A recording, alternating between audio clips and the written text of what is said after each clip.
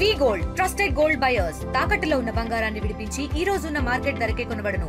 మరిన్ని వివరాలకు సంప్రదించండి 7710 తెలంగాణ రాష్ట్ర వ్యాప్తంగా ప్రజాపాలన దినోత్సవాల్లో భాగంగా జాతీయ పతాక ఆవిష్కరణ చేయడం జరిగింది. కరీంనగర్ పోలీస్ పరేడ్ గ్రౌండ్లో మంత్రి అడ్లూరి లక్ష్మణ్ కుమార్ జాతీయ పతాక ఆవిష్కరణ చేశారు.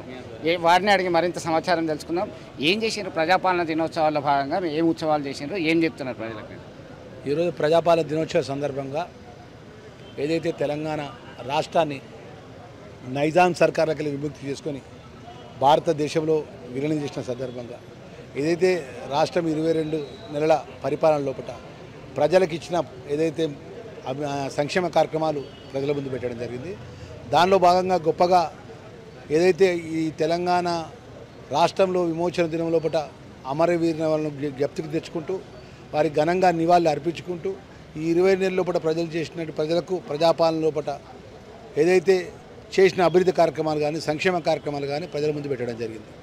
రాబోయే రోజుల్లో కూడా ప్రజాపాలన ఇందిరమ్మ రాజ్యం లోపల గౌరవ ముఖ్యమంత్రి రేవంత్ రెడ్డి నేతృత్వం లోపల ప్రజలకు ఇచ్చిన మాట 100% అమలు చేసే పరిస్థితి లోపల ముందుకు పోతున్నటువంటి సందర్భం లోపల ఈరోజు ఈ రాష్ట్రానికి సంబంధించినటువంటి ఏదైతే తెలంగాణ విమోచనకు సంబంధించినటువంటి ఏదైతే ఈ కార్యక్రమంలో ప్రభుత్వం అంతా కూడా అధికారపరంగా గొప్పగా పెద్ద ఎత్తున చేసుకోవడం జరిగింది. ఈరోజు తెలంగాణ ప్రజానికానికి ఏదైతే ఇచ్చిన సంక్షేమ కార్యక్రమం విషయంలో ముఖ్యమంత్రి గారి నేతృత్వం ముందుకెళ్తామన్న విషయం మీ ద్వారా తెలియజేస్తున్నాను. ఈ సంక్షేమానికి సంబంధించి విద్యార్థుల స్కాలర్షిప్ల కొరకి ఆందోళన చెందాల్సినటువంటి పరిస్థితి ఏర్పడ్డది ఒకవైపు, మరొక వైపు రైతులు యూరియా కొరకి ఇప్పటికీ ఆందోళన చేస్తున్నటువంటి ఒకటి అన్న ఏ ఒక్క విద్యార్థి కూడా ఆందోళన పడాల్సిన అవసరం లేదు.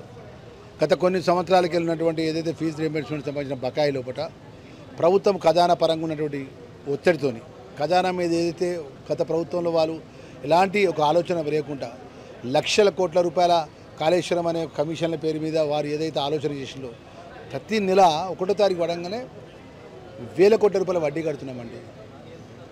ఏ ప్రభుత్వం రాష్ట్రంలో ఏ ప్రభుత్వం అన్నా మార్పు కోరుకొని కొత్తగా వచ్చిన ఏ రాష్ట్రంలో ఏ ప్రభుత్వం ఇంత వడ్డీ కడుతుందని చెప్పండి. ఇప్పుడు మాజీ ముఖ్యమంత్రి కేసీఆర్ ప్రభుత్వ పరిపాలన చేసినటువంటి ఏదైతే వాళ్ళు చేసిన తప్పుడు, వాళ్ళు చేసినటువంటి ఆలోచన లేనిటువంటి పనులు ఏదైతే ఉన్నాయో వారు ఒకసారి మన రాష్ట్రం మనం తెచ్చుకున్నాం. మన తెలంగాణ ఉద్యమకారుణ్ణి, నేను తెలంగాణ ప్రజలు నాకు ఓట్లేసి గెలిపించిన కదా, మరి ఎందుకు విద్యార్థులకు సంబంధించిన విషయంలో కానీ సంక్షేమ హాస్టల్స్ విషయంలో కానీ రైతుల విషయంలో కానీ ఏదైనా ఆలోచన చేసిండా? మీ అందరికీ తెలుసు, మీరు మొత్తం సాక్ష్యం మీడియా మిత్రులంతా కూడా తెలంగాణ రాకముందు ఏ విధంగా ఉండే, తెలంగాణ వచ్చినాక వారి యొక్క పరిపాలన కానీ వారి ఆలోచన విధానం ఏ విధంగా ఉన్నది, ఏమైనా అంటే దాచుకున్నాడు తప్ప ఏమీ లేదు. ఈరోజు ఖజానా ఇంత ఇబ్బందికరమైన పరిస్థితుల్లో కూడా గౌరవ ముఖ్యమంత్రి గారు రైతులకు ఇచ్చిన మాట, రైతు రుణమాఫీ కానీ 2 లక్షల రూపాయలు, రైతు భరోసా కింద ప్రతి కుటుంబానికి రైతు భరోసా కింద ఎకరానికి 6,000 చొప్పున 9,000 కోట్ల రూపాయలు 9 రోజుల పాటు నా అకౌంట్లో జమ చేసిండు. మరి అదేవిధంగా రైతు వడ్లకు 6 గంటలు కష్టపడి పంట పండిస్తే ఎలాంటి కటింగ్ లేకుండా కిలో కానీ 2 కిలోలు కానీ 3 కిలోలు కానీ 4 కిలోలు కటింగ్ లేకుండా ఏ ఒక్క రైతు ఇబ్బంది పడకుండా జిల్లా కలెక్టర్ గారి యొక్క పర్యవేక్షణ లోపల రెవెన్యూ అధికారుల పర్యవేక్షణ లోపల ఆ వాటిలో కొనుగోలు కొనిపించి 6 రోజుల లోపల వాళ్ళ అకౌంట్లో పైసలు జమ చేయించిన. ఇది యథార్థమా కాదా చెప్పండి? యూరియా ఇబ్బంది ఉన్నది, యూరియా ఇబ్బంది కొంచెం ఇబ్బంది ఉన్నది. మేము చెప్తున్నాం, మంత్రిగా మేము చెప్తున్నాం ఎందుకు ఇబ్బంది వచ్చింది.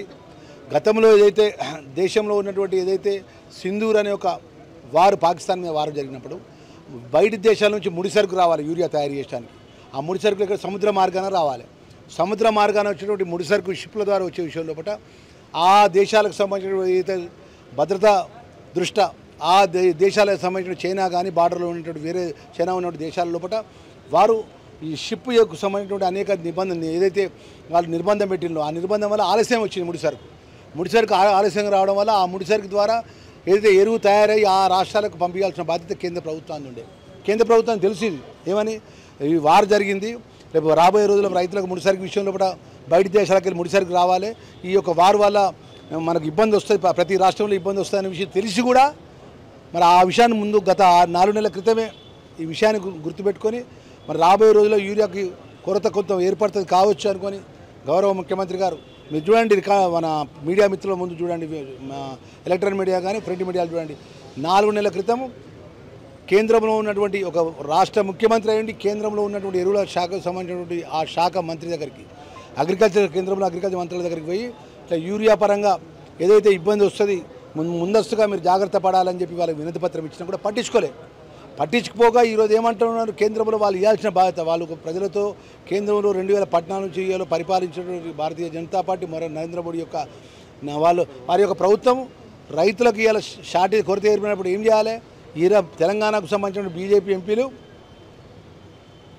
పార్లమెంట్లో పోరాటం చేయాలి. మీరు ఇయ్యలేదంటున్నారు. 12 లక్షల మెట్రిక్ టన్నుల యూరియా వస్తే 9 లక్షల మెట్రిక్ టన్నులు మాత్రమే పంపిణీ చేశారు. 3 లక్షల మెట్రిక్ టన్నుల యూరియా ఎటుపోయింది, పక్కదారి పడుతున్నదా, బ్లాక్ మార్కెట్ జరుపుతుందా అని చెప్పి కేంద్ర హోంశాఖ సహాయ మంత్రి సంజయ్ చెప్తున్నాడు. బండి సంజయ్ కేంద్ర హోంశాఖ సహాయ మంత్రి కదా, సిబిఐ ఆయన చేతిలో ఉంటాయి కదా, ఎస్బీఐ ఆయన చేతిలో ఉంటాయి కదా, ఇంటెలిజెన్స్ ఆయన చేతిలో ఉంటాయి కదా.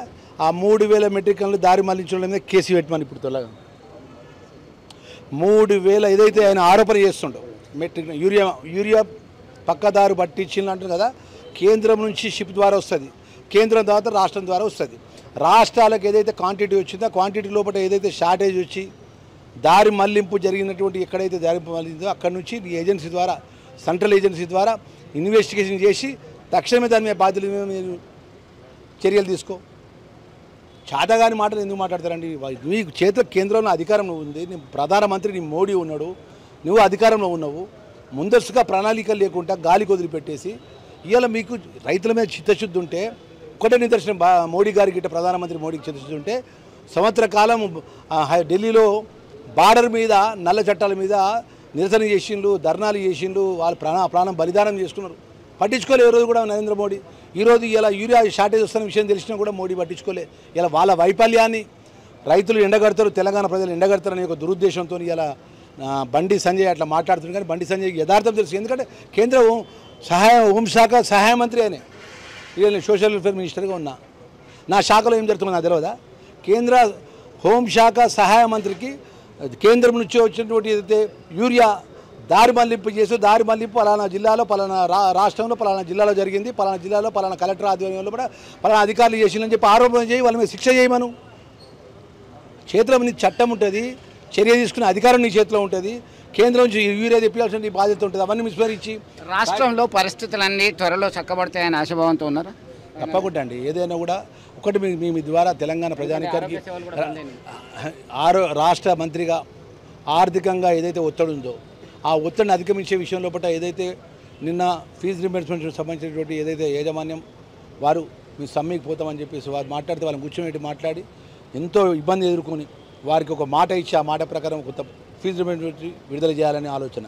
అయితే ఆరోగ్యశ్రీకి సంబంధించినటువంటి ఏదైతే వారు కూడా మీ ఆరోగ్య సేవలు నిలిపిచేస్తామని చెప్పి వారు మాట్లాడిన సందర్భంలో వారిని ఏ విధంగా ఆర్థికంగా భారం పడకుండా మరి ఆ విధంగా చెల్లింపు చేయాలని చెప్పి, అదేవిధంగా మా సోషల్ వెల్ఫేర్కి సంబంధించిన బెస్ట్ అవైలబిలిటీ స్కూల్స్ ఉన్నాయి. సుమారు 4 నెలలకెళ్ళి బెస్ట్ అవైలబిలిటీ యాజమాన్యానికి నేను మంత్రిగా నేను గదవ పట్టుకొని రిక్వెస్ట్ చేసిన. స్టడీ కాస్ట్ పిల్లలు ఎవరికి కూడా మీకు ఎంత ఒత్తిడి ఉన్నా, మీకు ఎంత బకాయి ఉన్నా ప్రభుత్వం నుంచి ఇప్పిస్తా. మీ మీద భారం ఉన్నా కూడా ఆ పిల్లలకు చదువు చెప్పండి, బుక్స్ ఇవ్వండి, మీరు వాళ్ళకి అడ్మిషన్స్ ఇవ్వండి అంటే ఆ శాఖ మంత్రిగా నా మాట మీద మా ముఖ్యమంత్రి గారి మీద గౌరవంతో, మా డిప్యూటీ చీఫ్ గౌరవంతో వారు ఇచ్చినాం. అవి కూడా మేము అన్ని రిలీజ్ చేస్తాం. ఒకదాని తర్వాత ఒకటి రిలీజ్ చేసి ఆర్థికంగా సంక్షోభం ఉన్న రాష్ట్రం లోపల ఏ విధంగా ఆర్థికంగా సంక్షోభాన్ని అధిగమించి ఈ పనులు ముందుకు చేసి రేపు రాబోయే రోజుల్లో ప్రభుత్వాన్ని గడిలో పెట్టి గౌరవ ముఖ్యమంత్రి నేతృత్వంలో ప్రజాపాలన అందిస్తామని చెప్పి మీ ద్వారా తెలియజేస్తాను. మొత్తం మీద రాబోయే కాలంలో ఒకవైపు సంక్షేమ అభివృద్ధి ఫలాలు అందించడానికి కృత నిశ్చయంతో ఉన్నాం, త్వరలోనే పరిస్థితులు చక్కబడతాయని ధీమా వ్యక్తం చేస్తున్నటువంటి పరిస్థితి.